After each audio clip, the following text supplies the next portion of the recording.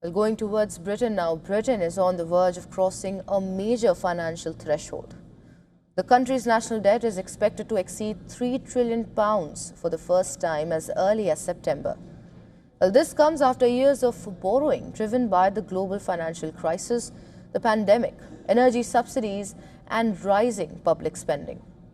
The numbers are staggering.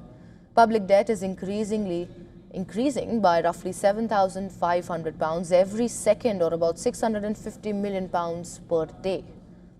Debt per person has climbed from around £6,000 in the late 1990s to more than £42,000 today. As a share of the economy, debt is approaching 100% of GDP, levels last seen in decades following World War II. Economists warn that the challenge is not simply the size of the debt, but the direction of travel. Unlike the post-war years, when debt steadily declined as a share of the economy, Britain now faces rising defence costs, an ageing population, growing healthcare obligations and slower economic growth.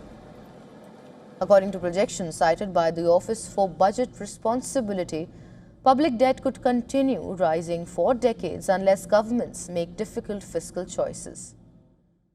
Britain's debt burden has become more difficult to manage because borrowing costs have risen sharply. The government is expected to borrow more than £100 billion this year alone, although Britain still compares favourably with some advanced economies on debt levels. Investors are demanding higher returns to lend to the UK than they do to countries such as Germany, France or even the United States. Recent debates over government spending plans and future Labour Party leadership have further unsettled investors. Economists warn that if markets begin to doubt Britain's commitment to controlling deficits, borrowing costs could rise even further. The growing debt burden has prompted an uncomfortable question. Could Britain eventually require support from the International Monetary Fund? But former IMF chief economist Ken Rogoff argues that Britain's combination of high debt, weak growth and political uncertainty leaves it vulnerable to a future fiscal crisis. Former Bank of England Deputy Governor Charlie Bean has also warned that IMF involvement is now a possibility that policymakers must consider.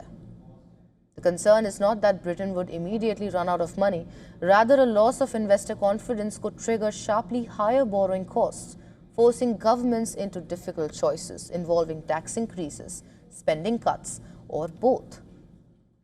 Economists point to Britain's 2022 market turmoil following the Liz Truss mini-budget as a reminder of how quickly markets can react.